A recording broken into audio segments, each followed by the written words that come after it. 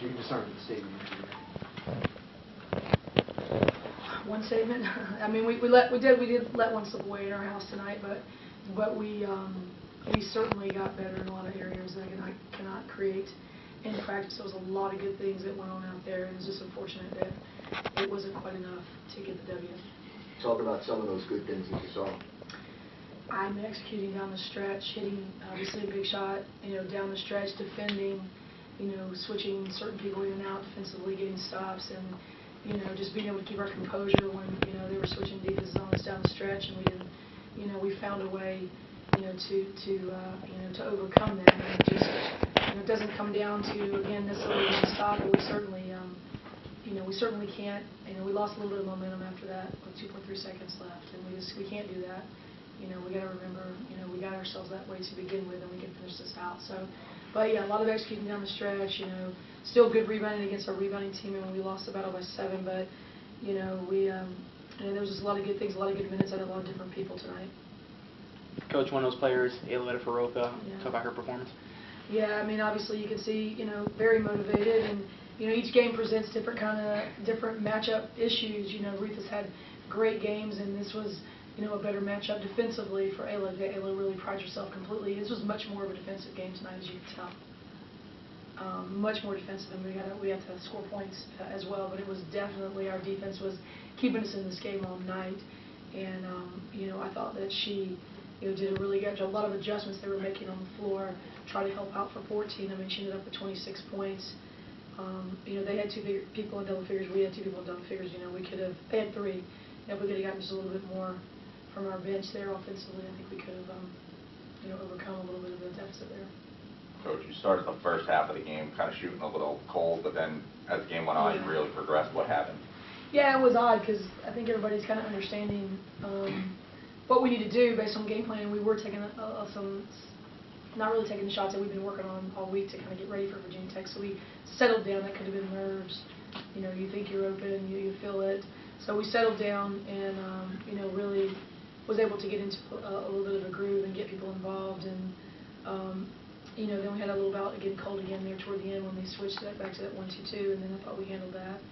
But yeah, again, shot selection, a little bit, 31 threes, a little bit too many. We know this. And then, when you have a little bit of a freedom of an offense, you got to kind of teach time and situation a lot more, because it's not like, you're putting the reins on folks, but you also got to kind of teach time and situation a little bit better. And so we work on that a lot. So we will keep working. And you were expecting to take the ball and take that lead towards the end and drive down?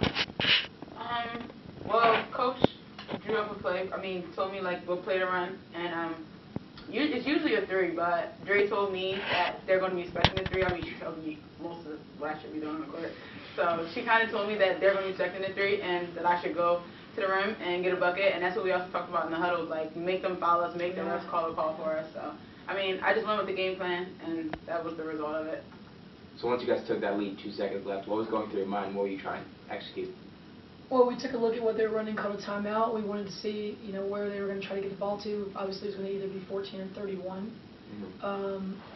So we, obviously we didn't want to get something really cheap on a backside lob play or something that kind of catches you off. So we were really concerned about that. Annie was concerned the shooter was taking the ball out of bounds, so make sure she didn't help off too much. And so there was a lot of things that were going on, and so they get it in. Number 5 was trying to set a screen, curl back out, and we did a good job. We kept 31 in front of us, and she, watch when I see it again, she made a tough shot. Asia was in front of her, and she made a tough shot. And it was seniors really step up because she did not have a very good first half. I thought our game plan on her was very good. First half, she was really cold. She couldn't do the things that she wanted to, and obviously she showed us what kind of player she was. So she made an adjustment in the second half and showed that she, D1 players usually can shoot. We were going to try to take whatever we give them, so we took away one thing, and she started doing another, and so I think she hurt us in the second half. I'm not even sure how many points she had in the first half, but I knew it wasn't near 20 at all. It was probably 6. So she scored a lot of points in the second half and hit 2 threes, starting off the half to try to get them back.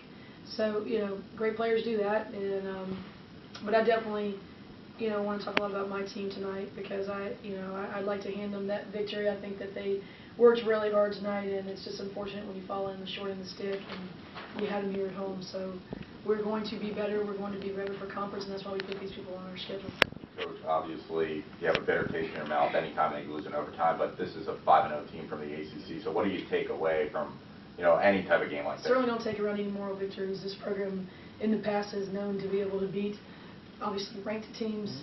And I know you didn't mean it that way, but certainly that's what we said in the locker room, that we absolutely have no moral victories. This is one was ours that we had it, and so we shall learn from it and then punish the people in the future. Coach, you hold the team to under 70 points in regulation to a team that scored 70 in their first 4 games. Just talk about the defense and how do you think that's evolved so far? Yeah, I mean, again, I think we said it at halftime. It was a defensive game.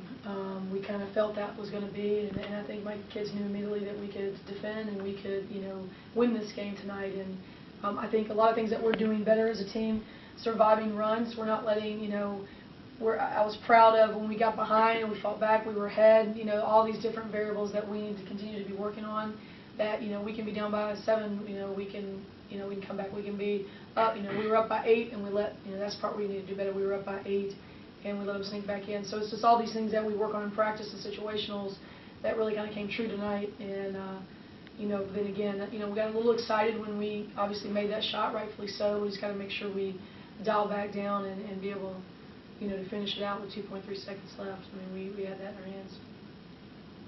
But yeah, I'm proud of the team. Alexis, I thought, did a great job, defensively. Asia came in and made some big shots. Sid, Crystal brought us back.